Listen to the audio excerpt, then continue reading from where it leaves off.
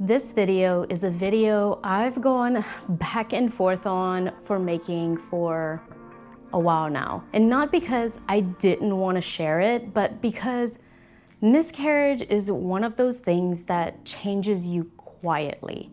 And then the world just keeps moving as if nothing ever even happened. And I've experienced 3 miscarriages. And for a long time, I carried them alone. Emotionally, physically, and mentally. But today, I'm finally ready to talk about it.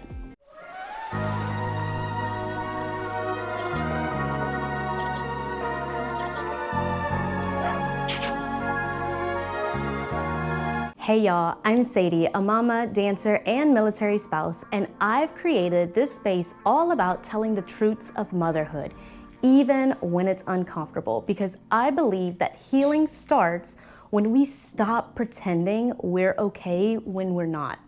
And if you've ever experienced loss or ever felt alone in something no one else talks about, I hope this video helps you feel a little less isolated. And if this kind of honest conversation really resonates with you, I'd really love for you to subscribe and be here with me as I create more content here to help not only other moms navigate motherhood, but help me work out this whole mom life too. So before I begin, I want to gently share that this video does discuss miscarriage and pregnancy loss. So please take care of yourself as you watch this. And before I even share my story, I want to say something very important. Miscarriage is far more common than we're actually led to believe, yet it's rarely ever talked about. About 10 to 20% of known pregnancies end in miscarriage.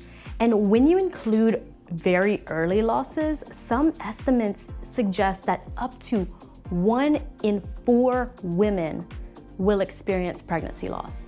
And yet no one really prepares you for it.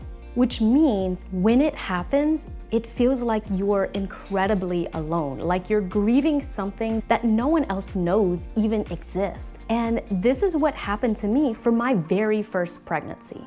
So my first pregnancy happened after we had been trying for about 3 months.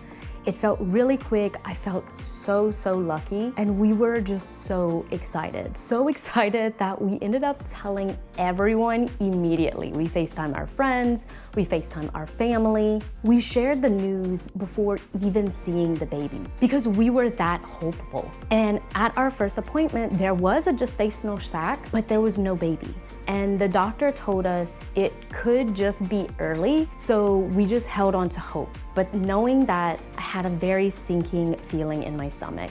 And by the next 2 appointments, it was confirmed. Everything looked to be normal, but the baby just wasn't there. There was no bleeding, there was no warning signs, just lost. And I found out that I had to have a D&C. And just a few days after the procedure, Caleb, my husband, had to leave for work, which meant I had to heal alone, and so did he.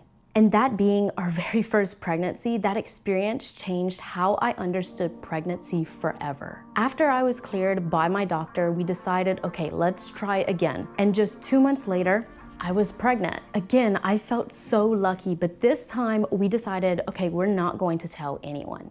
So I tested constantly, both mornings and night. I was obsessively watching the line, hoping it would stay. But after just a few days, the line started to fade. It just slowly started to disappear. And when I went to the doctor, they confirmed yet another loss. But this time it was a chemical pregnancy. So really, we were just left so confused with very few answers, because I was healthy, I'm an athlete. So what felt to be the perfect body to be able to carry a child, I had just lost 2 babies. And that just really messes with your mind in ways that people don't talk about. Then almost immediately after, I became pregnant again, this time with Koa. However, I was terrified. I tested constantly. I held my breath before every appointment, but then there he was. The baby was there. The heartbeat was there.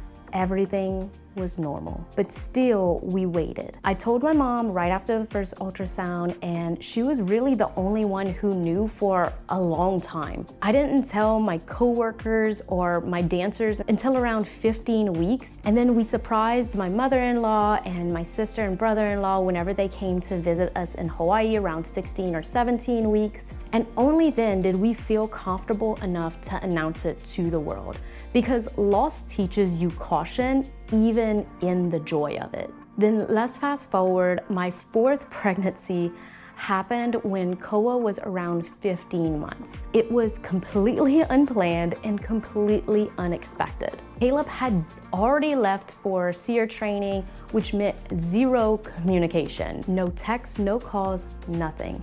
And one day I just had this instinct, that quiet, random urge to take a pregnancy test, and sure enough, it was positive. So I spent the next 2.5 weeks processing that pregnancy entirely on my own, trying to wrap my head around it, trying to regulate my emotions, trying to figure out how I felt all alone. And somewhere in that time, excitement finally started to settle in.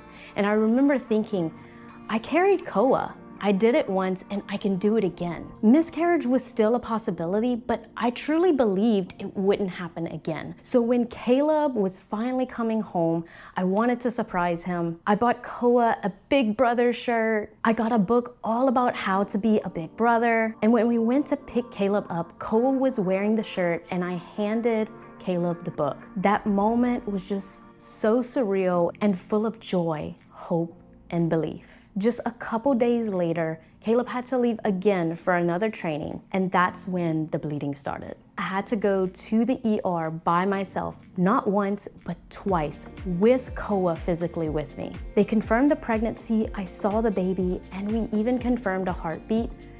But on Mother's Day, I ended up miscarrying again, alone. Being a military spouse means learning how to hold both love and loss at the same time, often without your partner beside you. And that kind of grief just doesn't pass through you, it truly stays. These are 4 pregnancies that shaped me. 3 I lost, 1 I get to hold, but all of them matter. Loss doesn't disappear just because you have a living child.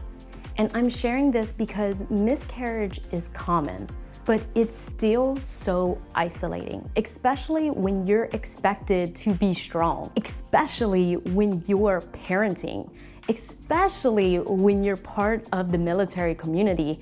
And if you've ever experienced this and never talked about it, know that you're not weak.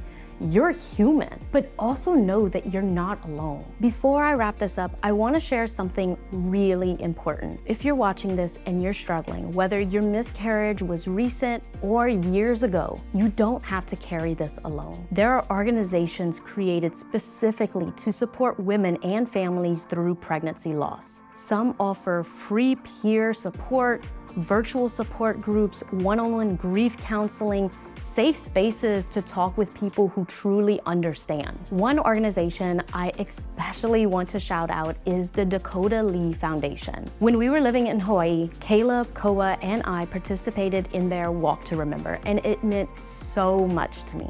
Being surrounded by people who understood loss, hearing stories so similar to mine, and feeling supported in that space was incredibly healing. They offer so many support options, and I'm so grateful for the work that they do. I'll also link a few other incredible organizations in the description below, including Pregnancy Loss Support Program, which offers peer counseling and support groups, Let the Light In, a nonprofit focused on miscarriage and pregnancy loss support and community, Griffin Cares Foundation, which provides virtual support and peer mentors, Empty Arms Bereavement Support, which hosts online miscarriage support groups. But if you're not ready to talk yet, that's okay. Even just knowing that these spaces exist, I hope helps you feel less alone. If you feel comfortable, you're more than welcome to share your story in the comments or simply just leave a heart so I know that you're here. If this video helped you feel less alone, please like it and share it with someone who might need it. These conversations matter. Thank you so much for holding space for this story today. I really appreciate you allowing me the time to share with you. And as always, remember,